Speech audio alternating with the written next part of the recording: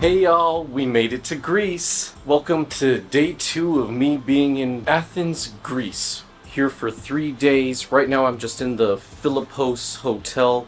It's right by the main Acropolis and Plaka area. Also, I'm just going to excuse myself ahead of time for any mispronunciations I make throughout these vlogs and that sort of thing. Not much to show for the room itself. It's, a very clean, nice room. Pretty bare bones and small, but a really solid, very in the center of it all location if you don't care about a ton of amenities and just need a nice clean spot to stay and that sort of thing. Yesterday was mostly spent getting situated, trying to adjust to jet lag, getting some lunch, and then sleeping. Today we're going to walk around a bit more, explore the Plaka, probably go to that new Acropolis museum. Let's take you along and just explore Athens, Greece. Come on.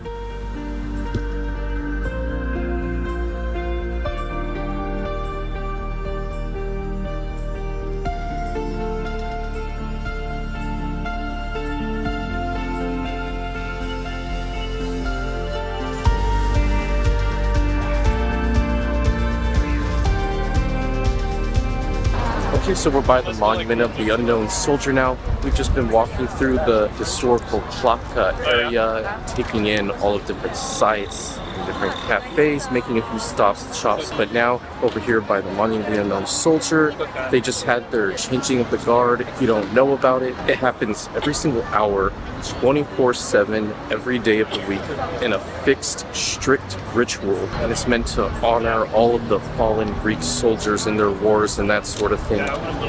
Anyways, it's really nice day out, as you can see. We're just gonna keep on walking. It's hot out. Now walking down Ermou, which is a street that goes straight down from Syntagma Square, which is the area where the unknown soldier's tomb was at, over to the Monastiraki Square, which is another key area here by the main downtown historical Plaka area of Athens. Let's keep walking. It's so crowded out right now, it's really hard to walk and vlog at the same time. There's the really pretty, I believe it's a Byzantine church just ahead of us, so I'm looking forward to go check that out once we get to it.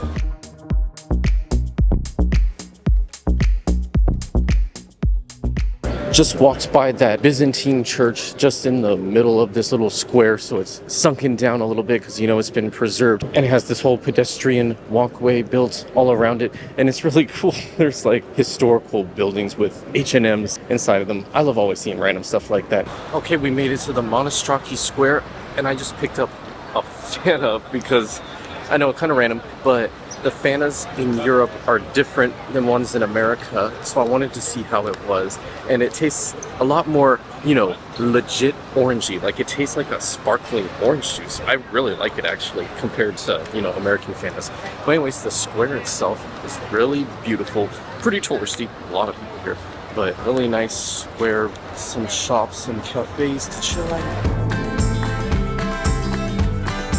So we're now on this flea market type of pedestrian street that goes off of the Monastiraki Square, and it goes towards the Temple of Hephaestus, which I've been looking forward to seeing because it's supposed to be one of the most well-preserved Greek temples here in Athens, or anywhere really.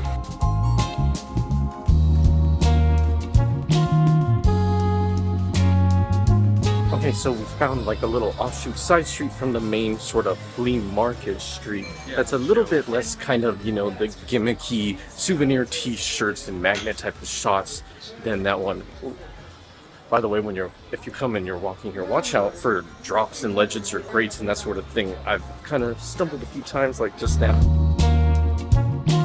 Found another cute area that's more legit flea markety with cute trinkets and furniture and other things along the street here.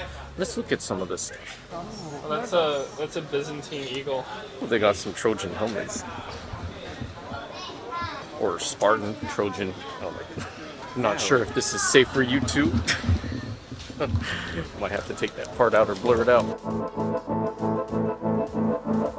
Reached the end of that street with the flea market, and there's a giant empty pit area that it says is where they're excavating the ancient Athenian Agora. And then right across from it, you can see in the distance the beautiful Temple of Hephaestus, which I'm now walking towards to see closer up in person. Tell the vlog, what did you have to say about this temple that we're trying to find, but we're stuck in some park on the other side of it or something right now? Yeah, we're sent in we got stuck in a little like weird like kind of rundown park. Okay, that's better. We were walking in the wrong direction to get into the park itself for the temple, so we just stopped at this little place, you know, along the walkway. Beautiful view of the temple that I'm trying to get to, and then the Acropolis. I'm trying to hydrate a bit, and then ordered some moussaka. My family who's vegan got the vegan moussaka, so good spot for that if you're looking for vegetarian vegan options. Anyways, let's get the food.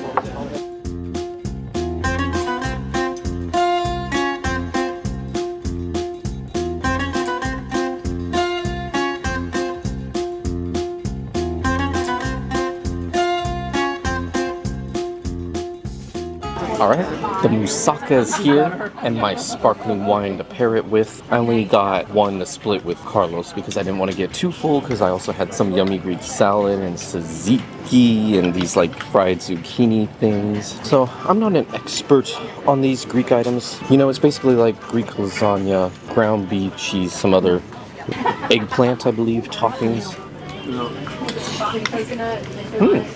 Well-cooked ground beef. Some cheesiness to it. Like a lot of Greek cuisine, very fresh, not as heavy as an American lasagna. Oh look, there's a little black cat over here. Such a cute chill spot. Ruins on one side, the ancient temples on the other. Okay, woo, feel a lot better after filling up and hydrating a bit. So now it's time to finally find the entrance to that park with the temple in it. We will find it at some point today.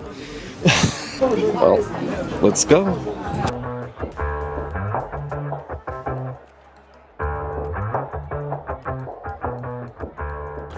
Alright, so we made it into the ancient Agora site. It had a ticketed entrance, $10 per person. If you're under 25, it's only $5 per person. And we're now walking through it. The iconic and well-preserved Temple of Hephaestus itself is towards the very back end of the Agora Park area. So that's what we're walking towards right now, but I can see it up ahead. It looks gorgeous. Let's see. Let's go up to it. Come on.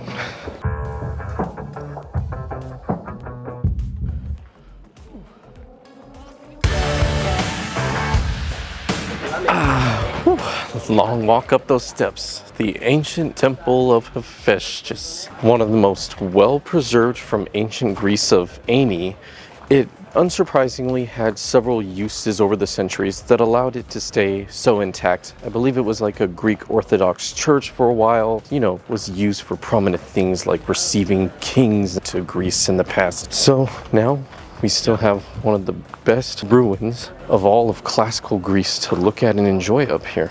I also particularly love this temple because back in grade school, my dad helped me with like a school project where I picked this one because of just how beautiful and well preserved it is, and then we recreated like a model of it for some sort of, you know, school project or something like that. So when I came to Greece for the first time as a teenager, this was one of the first spots that I wanted to hit up and check out. Let's have our first session of Tyler Talks. Tyler, Hello. take it away. So this is a contemporary work by a Chinese artist who wanted to depict Socrates on the left and Confucius on the right, discussing philosophical debates and different historical and different issues, in the setting of the Agora, which was the ancient Greek like meeting place and civic center. And so it basically shows these two different figures from vastly different time periods interacting and having debates. Excellent. That sounds cool.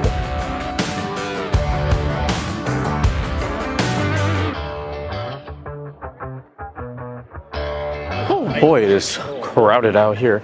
We walked a little bit more around the whole ancient Agora area. They have like a recreated, rebuilt Stoa building with like the Agora Museum inside of it. Some cool, interesting facts and artifacts. Like they had one where it shows basically, like the lottery system for selecting jury in ancient democratic Athens and that sort of thing. Fun to peruse through. Now I'm trying to find some water. Ooh, let's keep walking.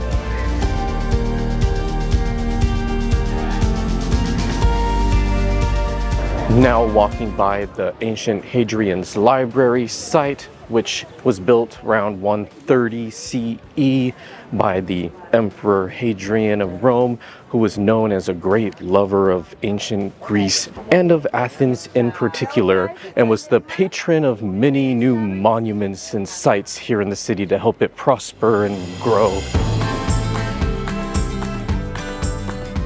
Share your archaeological lessons with us on what these three columns mean. So the Doric columns on the right have fluting, and they also have a very basic capital. Doric is the most basic capital or top. On the other hand, Ionic columns right here were made with these scroll type designs. And those were actually really hard to do around the corners of temples. They had to do some weird stuff to try and get them to line up. And then Corinthian wasn't really used that much in ancient Greece, but they were used a ton in ancient Rome because the Romans loved the flowery design of it and how it made everything look super refined. A quick archaeological lesson for ancient Greece and Rome in the Tyler Talks. Indeed. Alright, so just walked by the Roman Agora, which at the Agora Museum mentioned that when it was built back around the reign of Augustus, the commercial activity was transferred over to that, and the Athenian Agora was turned into an imperial cult center for the Emperor Augustus. Also, they had those people that try to scam you into buying a bracelet you don't really want outside of it. They try to slap it on your wrist, that sort of thing. Please just keep on walking and try to ignore them. Don't fall for those stupid, dumb scams. And now the Arch of Hadrian, built to honor the Emperor Hadrian due to all of those builds, like the Library of Hadrian that he had built for the city of Athens, which he was also a citizen of as a great lover of the city. It also, in a manner of speaking, signified the boundary between the ancient classical city of Athens and the new one being built further out east under the prosperity of the Roman emperor, particularly Hadrian himself in the 2nd century AD. I love me some Hadrian, and the Athenians in the 2nd century AD sure seem to as well.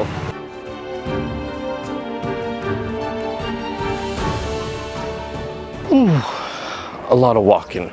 Made it to that Acropolis museum though. Let's go take a look at what's inside.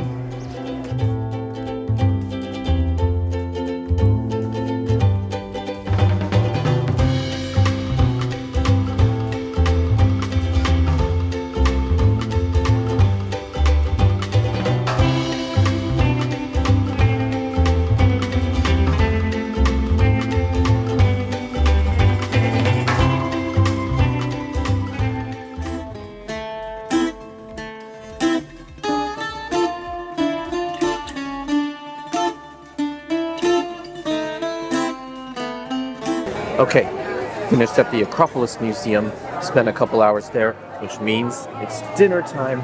We're on the street right outside of that museum, which has plenty of lovely outdoor patios and that sort of thing. Stopped at one towards the end of it called Regal Restaurant. Has a lot of vegetarian and vegan options that it's been recommended for. I also heard good things about the pastas and souvlaki here. So I ordered a Greek carbonara, which already came out like really fast within like the last 10 minutes since placing the order. Already have it, as you can see.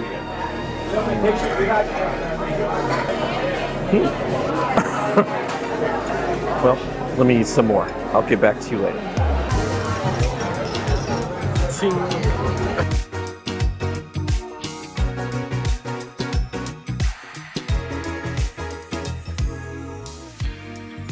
Sound check.